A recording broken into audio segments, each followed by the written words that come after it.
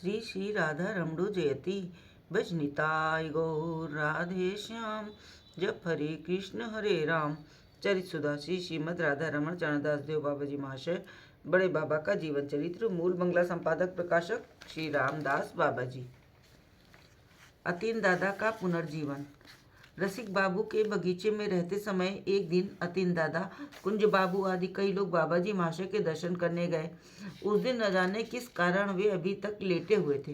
कुछ स्त्रियां उन्हें पंखा कर रही थीं। पास बैठे कुछ लोगों से वे नाना रूप तत्व कथा कह रहे थे। अतीन दादा प्रभति के आते ही स्त्रियां चली गईं। स्त्रियों को देख अतीन दादा के मन में शंका जागी। उन्होंने मन ही मन शंका समाधान करने की बहुत चेष्टा की, पर शंका बनी रही। कुछ देर बाद बाबा जी महाशय के आदेश के अनुसार ये लोग कलकत्ते लौट आए, पर मार्ग में ही अतीन दादा को इतना तेज ज्वर हो आया कि साथियों को उन्हें गाड़ी करके घर भेजना पड़ा। कई दिन हो गए डॉक्टरों का इलाज करते करते, पर ज्वर निरंतर बढ़ता गया। अतीन समझ गए कि गुरुदेव के ऊपर व्यर्थ संदेह करने के कारण ही उनकी ये अवस्था हुई है।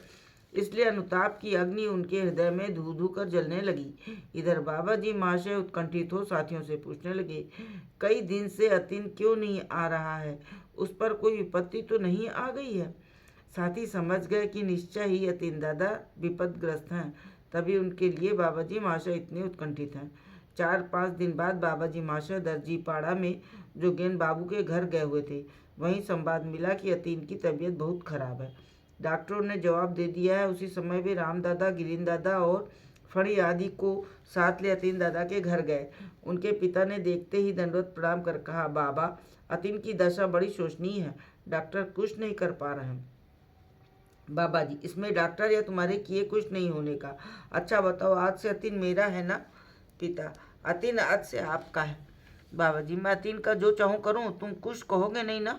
पिताजी, जी आपकी जो इच्छा हो करें। बाबा जी महाशय ने भीतर प्रवेश किया। देखा कि अतीन भूमि पर गद्दे पर लेटे रोग की यंत्रणा से छटपटा रहे हैं। वे उन्हें उल्टा लिटाकर पीठ पर चढ़ गए और सिर से पैर तक उन पर पेशाब कर फणी से शतधौत की मालिश करने को कहा। मालिश के पश्चात अतीन के पिता से कहा, तुम्हारे घर में ओम पूजा के समय का जो गंगा जल भरा रखा है, उसमें से 8-10 कलसी जल लाओ तो इससे स्नान कराना है। ये सुन कुछ लोग आतंकित हुए। वात श्लेष्मा का रोगी इतने ठंडे जल से स्नान करेगा तो मरेगा कि रहेगा? पर अतीन के पिता मंत्र मुग्ध की तरह उनकी आज्ञा का पालन करते रहे। स्नान कराने के पश्चात कपड़े पहनाकर बाबा ने अतीन को आलिंगन किया और पूछा, क्यों, अब स्वस्थ है ना? उन्होंने उत्तर दिया, आपकी कृपा से पूर्ण स्वस्थ हूँ। बाबा जी, अब सावधान रहना, मन में दृढ़ विश्वास रखना। विश्वास ही जीवन की मूल भित्ति विश्वास ही है जीवन की मूल भित्ति। अतीन, एकमात्र आपकी कृपा ही मेरा संबल है। इस अपराधी अविश्वासी जीव को जब जीवन दान किया है तो और जो कुछ इसे करना है आप ही को केश पकड़कर करवा लेना होगा।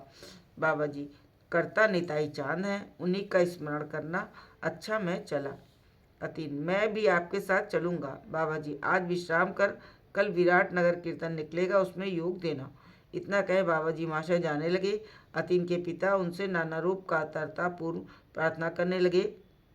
उनके जाने के पश्चात लोग बाबा जी महाशय के संबंध में परस्पर कहने लगे, कैसा आश्चर्य, कैसा महापुरुष, देखना तो दूर कभी सुना भी नहीं। उनके दर्शन कर हम धन्य हुए। जय जय श्री राधे, जय हो बड़े बाबा की।